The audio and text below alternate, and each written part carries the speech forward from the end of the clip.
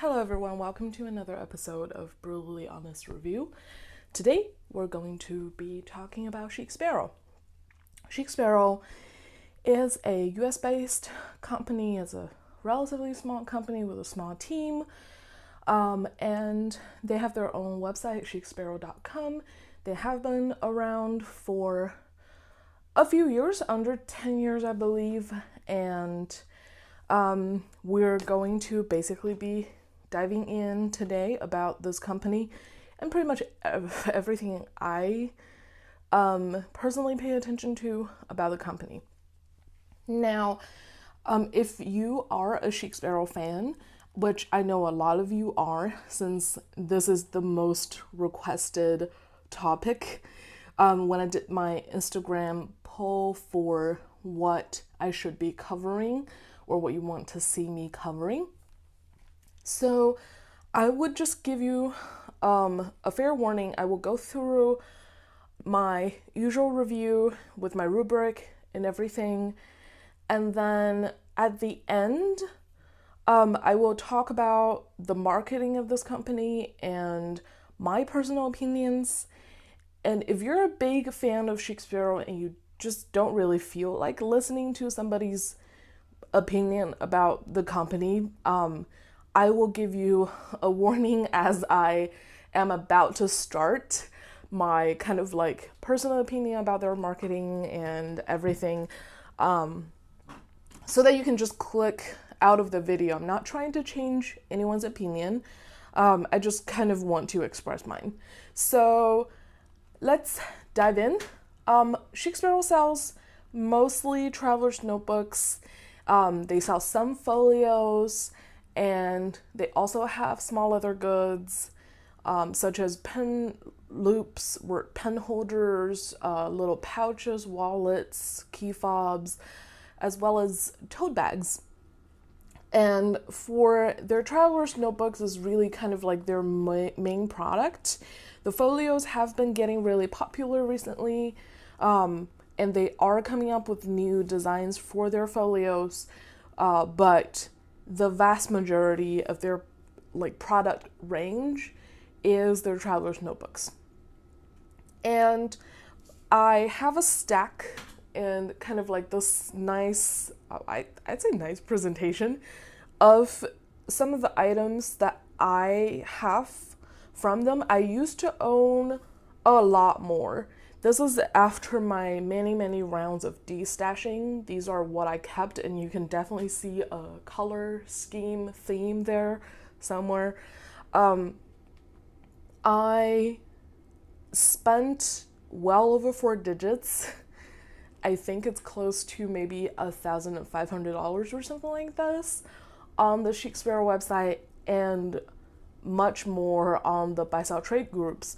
So I've owned a decent number of Chic Sparrow products, and I still own a decent number of them, even though I don't currently use many of them at all. So I feel like I have some things that I can definitely share about my personal experience with them later in the video. And because a lot of you really liked what I did last time with the rubric, here it is again. So let's dive in.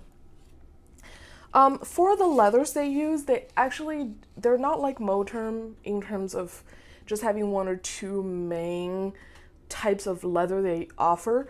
The leather Chic Sparrow offers is actually pretty diverse.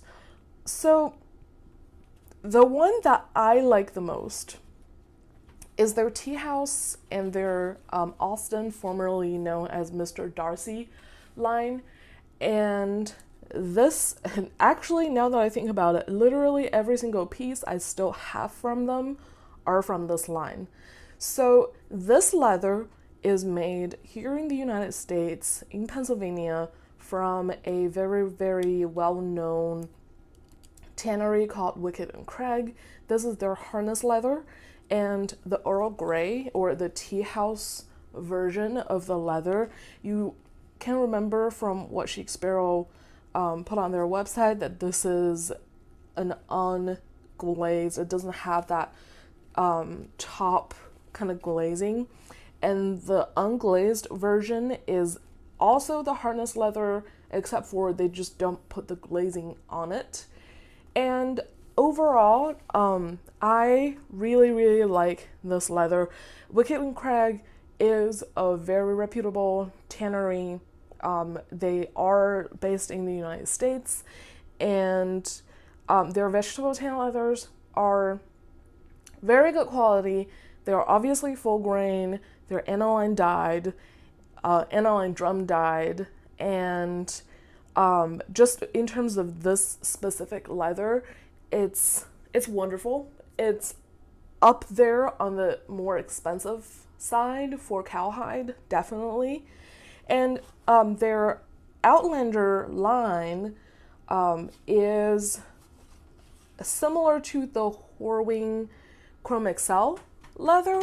Horwing, again, is a US-based, very reputable tannery, and the Chrome Excel or Chrome Excel type of leather are usually on the more expensive side. There are some smaller tanneries or less known tanneries that also make similar Excel type leathers, but because of the nature of what goes into making those leathers, first they have to be chrome tanned, and then they go through a vegetable retan. It's more expensive. Now, their Waypoint leather that they use a lot. I'm not going to touch on literally all types of leather they have ever offered, but I'm kind of talking about the main ones they offer. The Waypoint leather is worth noting because they also use those for their pouches and their tote bags. Those are oil tanned leather or chrome tanned leather that are really pebbly, really soft, really sturdy. They are, I believe, tanned in Brazil, or so I remember. So, and it's also pretty good quality leather. It's a lot less expensive than the Wicked and Craig, but it's still pretty good quality. And in terms of cowhide, I'd say that it falls in the mid-range for how expensive, like the upper middle class of in terms of how expensive it is for cowhide. And so for leather type, they do use full grain. So I will put this down. They use full grain leather. The tannage is, some of them are veg tanned, some of them are chrome tanned, and honestly, some of them are combination tan. So the Chrome Excel, it's chrome tan first, but it does go through another round of vegetable tanning. So it's really mostly vegetable tanned for kind of like their hand tool leathers and this one. And then also the Maverick is technically vegetable tanned water buffalo leather. And so yeah, so they have a variety of different types of leather. In terms of leather grade, this is when it starts to get a little bit interesting. So I don't know if their Mr. Darcy, or sorry, Austin or Earl Grey line are actually tannery run leather because of how much kind of natural variation you have on the leather.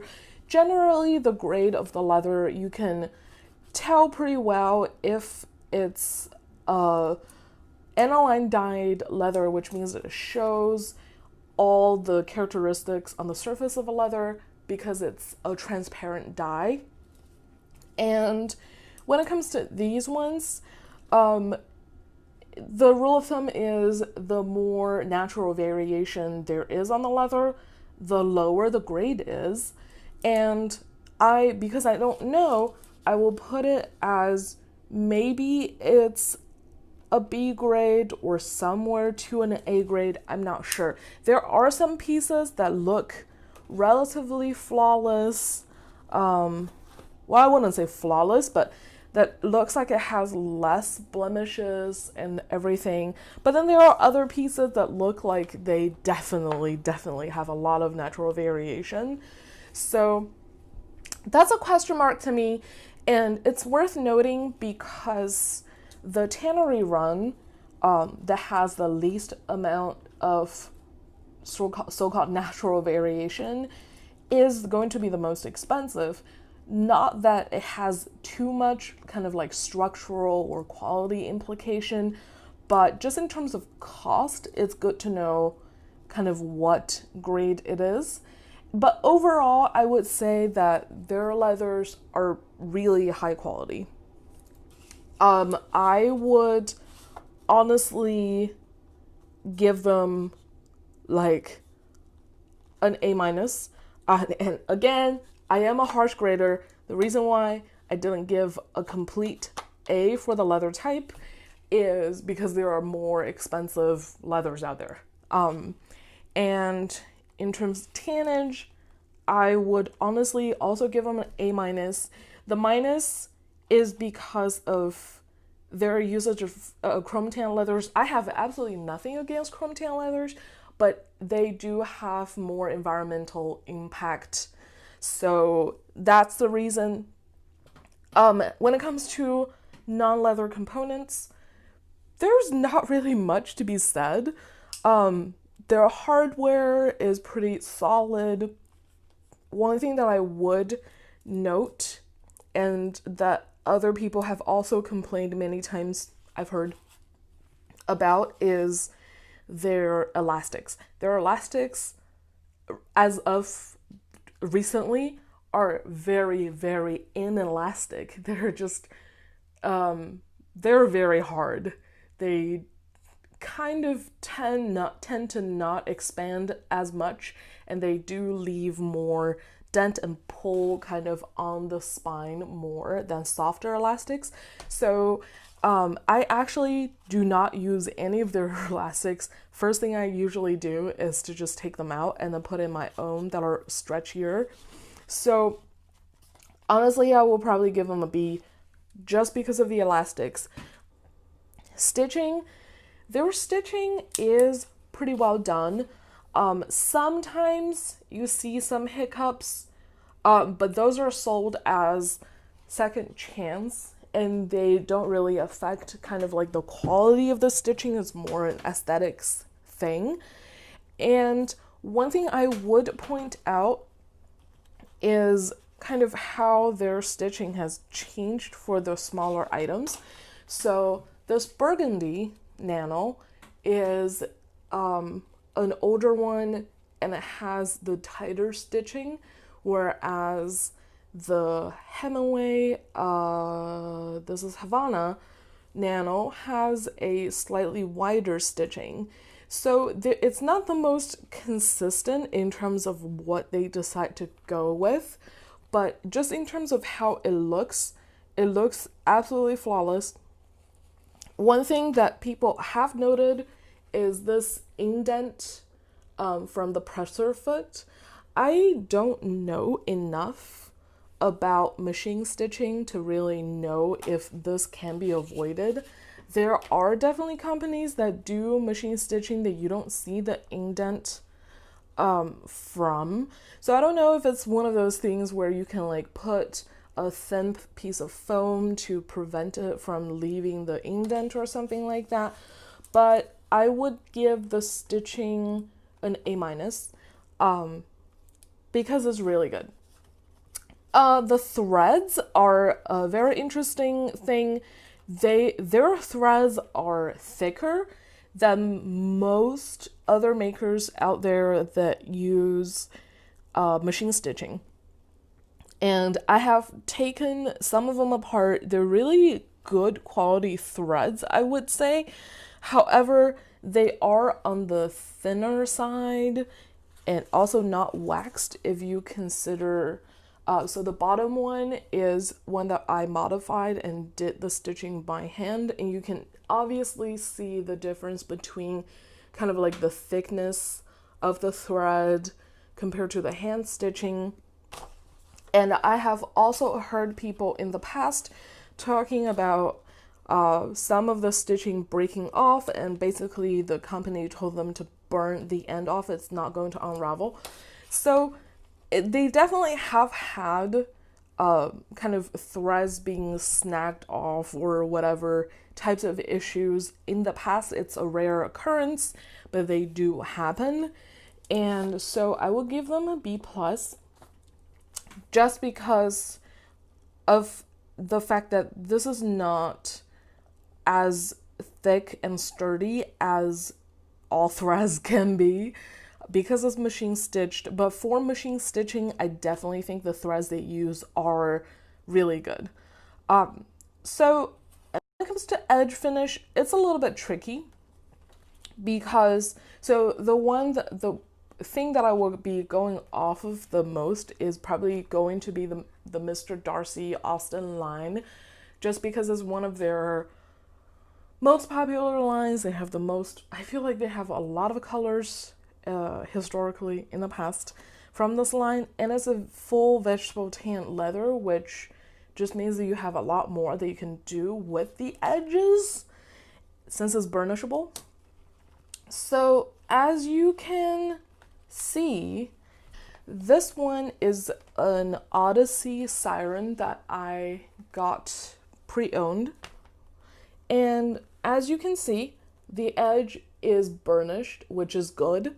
But from what I understand, they burnished this with water as a burnishing agent, which means that yes, it is burnished, but it's kind of hard to get it to be as smooth and shiny as possible. So compared to this one is a toffee. The edge, I think I re-burnished by hand with a burnishing agent that's not just water. And I don't know if it shows up on camera, but this one, after you burnish it with an actual burnishing agent, is a lot smoother than the one that you just burnish with water. And the same thing, well, actually not the same thing. Another thing is the edges on the inside are raw. They're not burnished. So sometimes you have these like little flakies of leather that just kind of peel off, or you have this kind of little bit fuzzier look. Whereas for this one, I think I tried to burnish the inside of it a little bit more. Actually, I know for sure that I did this one. So now this is not fuzzy anymore. Let me see if I did the same with this. No, I didn't do it with this one. So you can kind of still see that this is a more kind of rough texture. So their edges are burnished on the outside. They're not burnished on the inside, which is not a big deal. Unless you use the pockets a lot, then it could really start to get annoying. So, and my pile is just falling apart. That's great. So I would give their edge finish maybe a B plus. I do think that their recent ones are burnished a little bit better than the older ones, but still more could have been done. I'm not really sure if it's a good idea for them to do that for like cost purposes, or but anyways. And then for hardware, again, I think they're pretty good quality. I'll probably give them an A. Yeah, I'll just give them an A minus. The reason being that there are just higher quality ones out there, but the ones they use are very, very good quality. For example, the zippers they use are really good quality, but there are just higher quality ones out there that are probably way beyond the price range. So I give them an A minus. Overall, just in terms of leather planner quality, they are really good quality, which should be expected given how expensive they are. For example, this is a second chance. But even as a second chance, this little passport size is, well over $50. And especially if you buy a classic, this one is a classic with stitching, so there's not even like pockets in there. If you don't get the stitching, this is still something like $50 something, which is, it's a lot of money. So, and yeah, for the standard, for the narrow, it's even more. This is like, what, 70 something? And it's literally just a piece of leather. I added the pen loop, so it's literally just a piece of leather for like 70 something. So I would really hope that it's high quality. And yeah, so that's the leather planner quality overview. And then let's talk about kind of like overall how they wear. I've had some of these for longer, and this one I bought pre-owned, and overall you can see that over at least the span of like maybe 5 years or so, some of the pictures and the videos they've shared definitely show that they wear really beautifully. So that's good. And because of how high quality the leathers are that they use, they will last a very long time.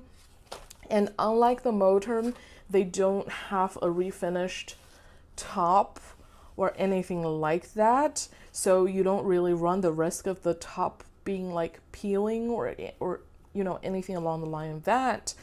And that's great. And in terms of the leather quality of some of their more recent collections that I don't have, one of them is the Carol collection.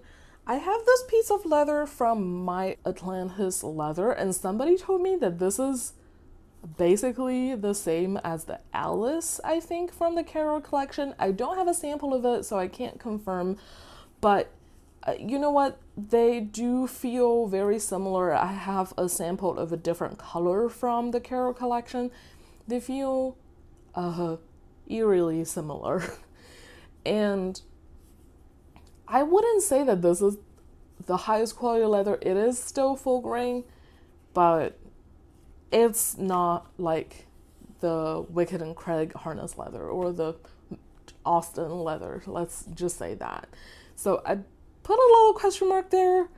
And it's also chrome tint leather, which means that it has more environmental impact.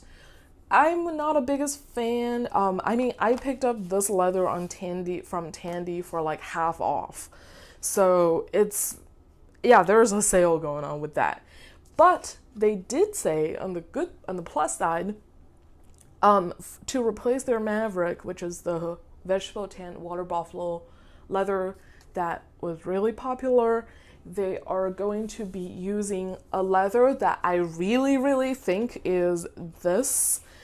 They said that it's a vegetable tanned Italian leather, and God, I've been using this Badalasi Carlo waxy pull-up vegetable tan.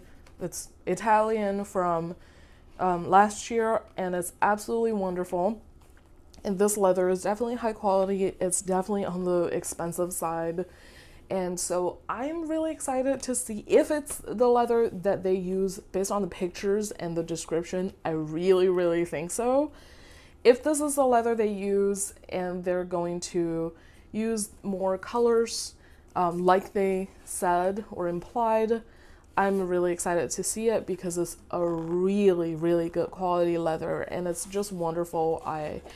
Most of the things I made for myself that I ended up keeping are in this leather, and I have this leather in many, many colors that I've used in the past.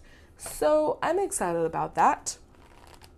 Anyways, let's move on to the Handmade Scale because last time so many people told me that it was really helpful, so we're going to do that. And lucky for us, Chic Sparrow had a behind the scenes video on their channel, or I think it's still up, but it's not mentioned behind the scenes in the title, so you have to click into the video to know which one it is. So we can actually get a pretty good sense of how their products are made. When it comes to cutting, they cut with a metal template with a machine. So basically you put the metal template there on top of the leather, and then you press the machine down, and then bam, it's cut. And that cutting included, you know, really like the holes for elastics, and they cut their pockets with pocket templates as well. And so that is not hand cut. One good thing that you can get from machine cutting is the consistency. And if they don't offer too many customization options, which they absolutely do not, it's pretty standard to assume that they had some kind of template. Assembly has to be done by hand. There's no getting around that. Every single leather piece for any product from any company has to be assembled by hand. Stitching, it's machine stitched, no question about that. And if you're interested in seeing or listening to the difference between machine and hand stitching, please go watch my previous video. I will link that down below, where I go a little bit more in depth about the technical difference between machine and hand stitching. Hardware setting, I don't know. In the video, they showed they were making a traveler's notebook, which means that there's no hardware. So I don't know if they're set by hand or if they have like a little pressing machine. For edge finish, I don't know how they apply the edge dye. I'm inclined to say yes, but that's with a question mark, because I just honestly do not know. Actually, let me put the question mark in a different color so that it's easier to see. But basically, it's just the difference between holding the leather and then putting the edge dye on, or rolling the leather in some kind of small gimmicky device. Edge burnishing is done on like a burnishing machine, which was shown in their video, so no question about that. Quality control, again, has to be done by a human, no getting around that. So if we look at the grading rubric, is it handmade? Yeah, partly. Is it all handmade? Of course not. So use this information however you will. I'm not going to draw any conclusions. But if you're interested, or if you really care about a specific procedure and how it's done, this is the best information I could provide you. Obviously, I don't know how everything is made from start to finish at a different company, so this is just my speculation, and it's for fun. Okay, so overall, I think the quality of them is really good, and I will now be going into more of the company, how they operate, the marketing of these items, and whether I think they're worth it. So if you don't want to listen to any of that, even though I will be presenting mostly facts and not just my personal rant, please click off the video, because I don't want to get anyone upset. Now, let's go into it. The reason why I titled this video with exceptional marketing is because I think Chic Sparrow is very, very good at selling their product, and they have in fact started many trends, and they are a lot of times first point of introduction to leather covers for many people, and they have really had some great success with their marketing. And what I mean is, first off, let's look at their most recent greeting card. On the back, it has this little statement, And you will notice that I underlined the sentence because full grain leather is characteristically imperfect. Now, there are so many people that love natural kind of variations. I don't even know if they came up with the natural variation kind of like term for the planner community. But, it's interesting because this is kind of like a partial truth, right? So yes, for something to have natural variation or any kind of variation to show, they do have to be full grain leather, but full grain leather doesn't mean that it has to have natural variation, while in fact, it has more to do with the way the leather is dyed than the grain itself. Because if you have an aniline dyed leather, it uses a transparent dye, and that's how you can see the characteristics. If you use a semi-aniline dyed kind of method, you can still see some of the characteristics, which is, still there. But full grain leathers could, one, have a not transparent dye, two, they could have some kind of coating on top of them. And honestly, the best example I can think of is actually their own product, the Pelican leather. It has a flawless, smooth top, but it is a full grain leather because it could have a top coating to increase its durability. And so, while technically the imperfect leather are usually seen in full grain leather, the idea that people are associating kind of like these natural variation with quality is a little bit misleading in my mind, just because technically the more imperfect leathers are cheaper. And while it could be purely cosmetic for some of them, some scars and some blemishes and larger pebbles, for example, on the Kodiak leather or the Waypoint leather can have some structural implication for how durable the leather is compared to a kind of like a nice piece.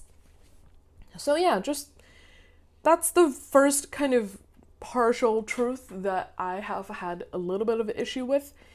And the next thing I added is the handmade charm. I underlined this. Like I said, all leather products are handmade to a certain degree. And if you look at the kind of like the grading, it's not, it's pretty much as machine made as it could get, because the two part that we know for sure are handmade are the two parts that every single leather product would qualify for. Edge finishing is so minor, it's really just the difference between rolling the die onto the edge or rolling the edge onto the die. Like, that's the only difference. So yes, it is handmade, but that's only half the truth. The other half of the truth is it's also partly machine made, and it's actually as machine made as it possibly could get. So I think it's interesting because they keep talking about the handmade goods, handmade, there's a handmade again, but the fact is it doesn't make any sense, right? Because there are so many other handmade brands out there that don't make it their main selling point. And when it comes to the impression that occurs during stitching point, and they kind of frame it as, because it's handmade charm, but you're literally talking about machine stitching, and there are many other companies out there that machine stitch their handmade product that don't leave an impression. So it's interesting because a lot of people don't, for example, the Superior Labor machine stitches and they use vegetable tanned leather without any like protective coating also, and there's no impression on their items. So I don't really know where this claim is coming from. It's technically true that, there are those impressions that occur during stitching and their items are handmade, but are those two really related to each other? Not specifically. And again, further down, there's that delightful natural imperfections. Again, is it nice to see some natural imperfections that remind you that this was once an animal?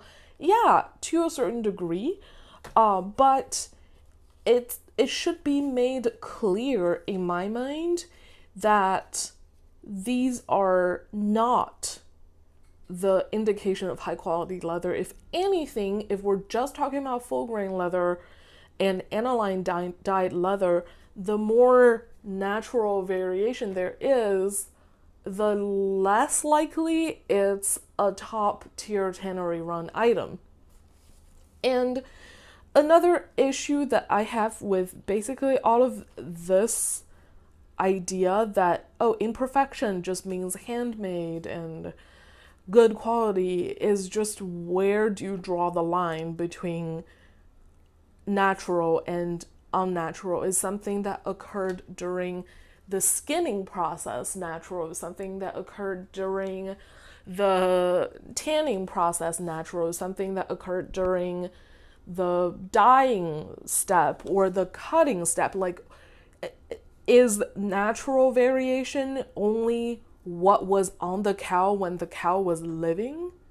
Because if that's the case, then a lot, and I mean a lot, of these variations are not natural. So just throwing that out there, it was never really defined what natural variation means. And, it's just one of those things that yeah, it sounds great when you first hear it, but the more you think about it, the more questions you have.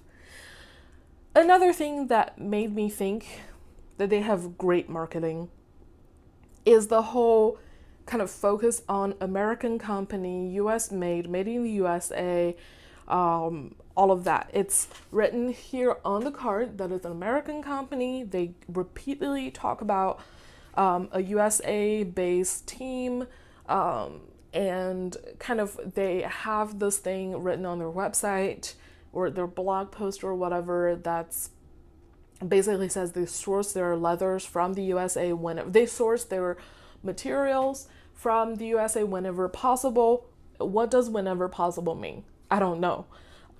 Also, they clarify that the leathers that the tanneries use, even if the tannery is outside of the United States, are using cows that were in the US and they were skinned, and the raw hides were sent over to tanneries in Mexico for the creme brulee or Brazil for the waypoint. The implication, right, to me, when you repeatedly talk about something being based in the USA, is that you're supporting US business, you're supporting US companies, you're supporting US economy. But if the tanning process occurred somewhere else, that doesn't really apply because you're supporting a tannery in Mexico or, for this leather, this one is tanned in Argentina, or for Brazil for the waypoint leather. There's absolutely nothing wrong with that. But I feel like that's mildly misleading because a lot of times when people think you're sourcing something from the United States, they're not thinking that you're buying the leather from South America. They're thinking that you're buying all of your leathers from the United States. And there's nothing wrong with buying your leathers from South America, but it's just one of those things that if you're going to tell the truth, you should tell the whole truth so that people can take it or can have all the information they need to make a decision that fit their values. So it's technically not wrong what they're saying, but it's not the whole story. And it's just very interesting to me that they clearly know what types of people they're advertising to, what things people care about. People care about natural, people care about characteristics, people care about supporting US businesses. And they emphasize those aspects of their business without also disclosing the other half of the picture. And another thing, oh my God, that they repeatedly talk about on their website, as well as in videos, lives, and Facebook groups, is how their leathers are sourced from the meat industry. I understand that it could have started with some people asking about it and they made a clarification, but it's very quickly became a marketing kind of angle. And the truth is, yes, their leathers are sourced from the meat industry, but so is pretty much any cowhide. If you think about it, if you're a cattle farm and you're raising cows and people buy your cow by the pound, wouldn't you want to sell the meat because beef is really popular? There are animals out there that are raised solely for the purpose of using their skin for leather, but not cow. Not many people eat crocodiles. Not many people eat snakes. So snake skin, croc skin, those things are very questionable where it came from in terms of whether it's from the meat industry or not. But cows, really? Again, they're telling the truth that their stuff is sourced from the meat industry, but without telling the second half. Whenever they tell the first half of the truth, they made it seem like they somehow went out of their way to source leathers from the meat industry, or implying that other makers that use cowhides might not be using meat industry products. And that's why you have Facebook people and other YouTubers kind of talking about, oh, this company sells X, Y, and Z, but I'm not sure if it's from the meat industry, and kind of making a big deal out of it. Whereas, yeah, it's going to be from the meat industry because it's just the cheaper way to do things. And so for that, it's not really for tanneries to use meat industry skins. It's not really an ethical concern, but it's more of a financial thing that it just makes sense. The difference is many other companies wouldn't advertise that. I know that they recently made a claim because so many people were asking. I can totally understand if companies don't make a claim. Like Traveler's Company, the one that made the original Traveler's Notebook, doesn't make a claim on their website about something like that, and their fans don't go around talking about it, because I'm guessing that is just implied that this is cowhide and people eat beef. The animals are not just grown for their skin.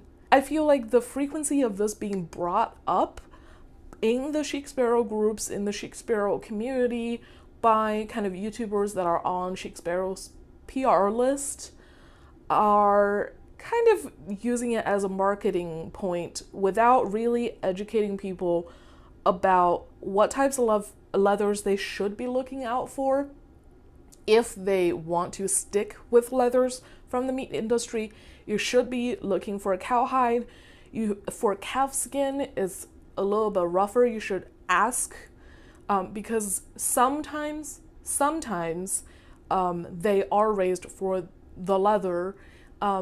Ostrich, you should ask, because it's possible that they're sourced from the meat industry, but sometimes it's not. And then for more exotic skins, you have a higher chance of it being not sourced from the meat industry than it is. So if it matters to you, stick with a cowhide. And it could be from any other company, even if they didn't make a statement about it, because it's just how things are. And that brings me to kind of what I think about Chic Sparrow overall. I think they use, again, like I said, they use great product. They have great craftsmanship for what they can do with a machine. Their leathers are great. It's just really high quality stuff. Are they overpriced? I think for a classic without stitching like this, it is. Especially for the larger sizes, because this piece of leather is not worth like close to $80. Because since they do machine cutting, like we saw in one of their videos, there's not much work that goes into this that would warrant it being a $70 to $80 item. But I think their pricing for their deluxe models are fair. I wouldn't say they're a great price like what you can get with Moterm, but I would say that it's a fair price. It's great quality. The craftsmanship is great. So, what do I think about the company overall, though? Even taking into consideration of their great quality planners that are sometimes slightly overpriced, in my opinion, sometimes fairly priced, I feel like I acknowledge that they have really good marketing, but when it comes to kind of like the implication of how they're marketing things, and as well as some recent drama in the Facebook groups about the making a statement about Black Lives Matter and then deleting that statement later because some people were angry about it. I am not Black, obviously, but I am also a person of color, and seeing a company being able to backtrack on a very legitimate statement they made about other people's lives matter just because some customers are not happy with seeing that, I think really speaks to what they value the most. And I will not say anything further. Just know that, yes, I do have a lot of Chic Sparrow products, but I'm going to be destashing all of them. Or not all of them, since a lot of the ones are pretty much mine now at this point. Like this one, I redid the stitching with black threads. The same thing with this Madrid. The original stitching color looks something like this. I didn't like that, so I redid the stitching. And then there are some other ones that I customized a lot. Like I have a video showing this folio that I really kind of customized the crap out of it. So some of these are really kind of changed to what I would like, and I have put my own element to them. And other ones I think I will definitely be selling, just because I would love to make room for other makers' product in my lineup so that, I can actually support hand-stitched leathers, for example, that are more handmade, and people that actually care a lot about Black Lives Matter and people of color. That's going to be the video. Again, please consider subscribing if you want to see more.